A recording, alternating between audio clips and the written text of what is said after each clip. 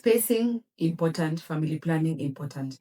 And by family planning, I don't just mean you landing on contraceptives. It's planning your family. You sat down with your spouse. Okay, we want 5 children. Things, circumstances change, seasons change. Before we got married, we agreed on 5. When we got married, they changed to 3. When we got our first born, we're like, hey, 1 or 2. So circumstances change. They can change from a financial perspective, where you're not being able, you would not be able to give the best to your children if they are 5. It can come from a concern with the mother or both parties. So we have something called secondary infertility. So you got the first child and then you're trying for the second one. It is refusing and has refused. So that is a conversation now you will need to have. You got your first child, so you want 5 and you want to do re-mi-fa them. And then after you got your first one, maybe you got something like hypertension, preeclampsia, those complications of hypertension. So your doctor is like, guys, you have to, not you might, you have to wait for 3 years. We need to watch this mother to recover. You got postpartum psychosis. Ukapatwa na depression mbaya ile severe, you even got admitted. So you see what I'm heading at. You need to discuss your circumstances. And that's why I said as partners, we need to be gracious with each other. It could also be on the flip side. Your spouse, who was maybe the breadwinner of the family, the man, has become debilitated. Utaenda kutoa wapi hao watu watano? Ndio nataka tu bado hautawapata. The other thing is this myth of, hey, you're looking for girls or you're looking for boys. And unachomoa tu wasichana, unachomoa every time you get pregnant, msichana. Uko number 6 na bado unatoa msichana. You're risking the life of your spouse the more you're continuing to do that. Remember, every time you get pregnant, there's a clip that is usually on TikTok that it's a cartoon.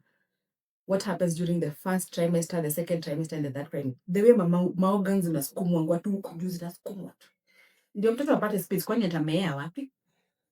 If this is the uterus is this size, when the baby is being akitengenezwa na tuchananga na like a P ama B minji, that size. What you should ukigive birth na tuchananga nini? Ask yourselves, what is that? Hiyo kitu yote inakuwa imetoshea space wapi?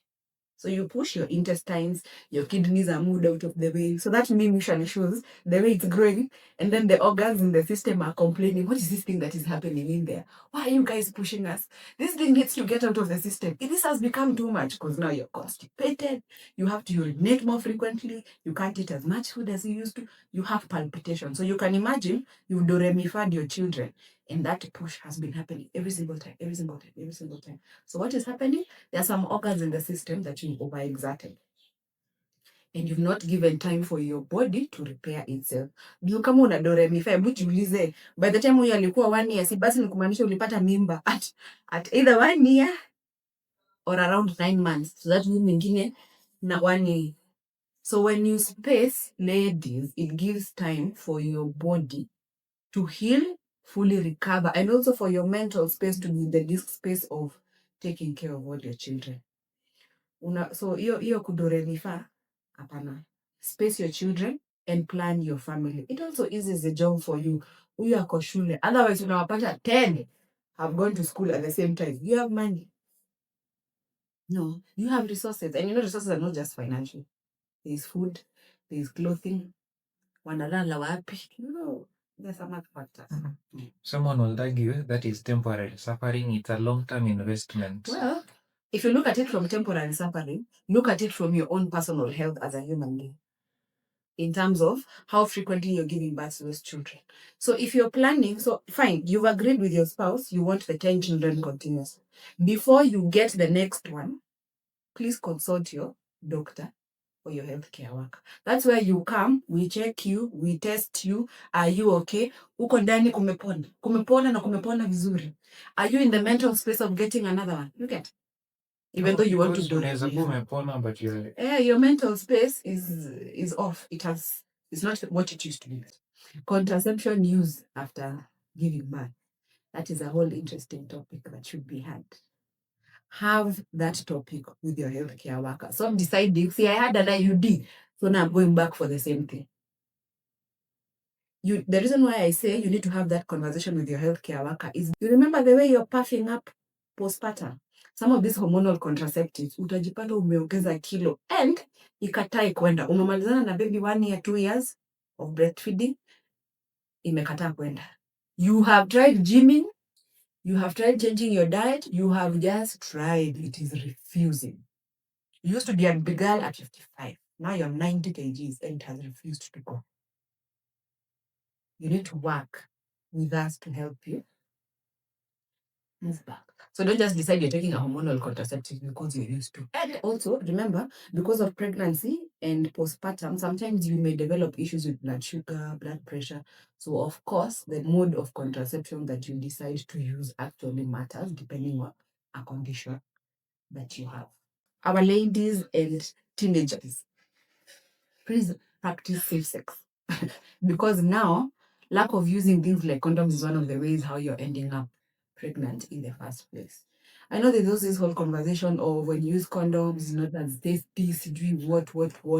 But remember, other than pregnancy, you're at risk of STIs, sexually transmitted infections and diseases. Na zimerudi. Kwanza juzi nimesikia story ya gonorrhea. And I was like, hey, gosh, well, tumerudi back to the 90s where gonorrhea was. Gonorrhea. And because we are having a lot of unsafe, unprotected sex. So you're thinking about pregnancy, but you're at risk of getting a sexually transmitted infection. It can range from HIV, gonorrhea, syphilis, herpes, vitu ni mingi. And which will end up affecting, they can actually end up affecting your reproductive system in the long run. So 10 years later, you want to get a child, you're being told, now your tubes are blocked. What was the reason? You got an STI that ended up blocking things. Why we also advocate for protected sex is also, remember, hii mambo ya kumeza P2 is very risky behavior. P2 is actually linked to tubal pregnancy. Unajua, your reproductive system looks like a flower that has budded. Hizi ni tubes, hapa ni uterus, alafu unateremka hivi. So you can get pregnancies huku kwa tubes because you're swallowing those things. P2 is not a form of contraception. It is a form of umeogopa ulipata mimba ukameza. So it shouldn't be taken every day, every month. It's a very risky behavior. You can also get, it increases your risk of clotting. Umepata watu wako na hizi something called deep venous thrombosis. Kufura tu mguu yenye ni very painful. So planned pregnancy is what we're advocating for. Safe sex that is protected. Don't just think you're protecting yourself from pregnancy. Kuna vitu kama STIs siku hizi. And it doesn't matter whichever route of intimacy you're going through, because these days are here. There are quite a number of things going around. Please protect yourself, because you can get things through the mouth, through the vagina, anally, amongst other routes people are using. So protect yourselves.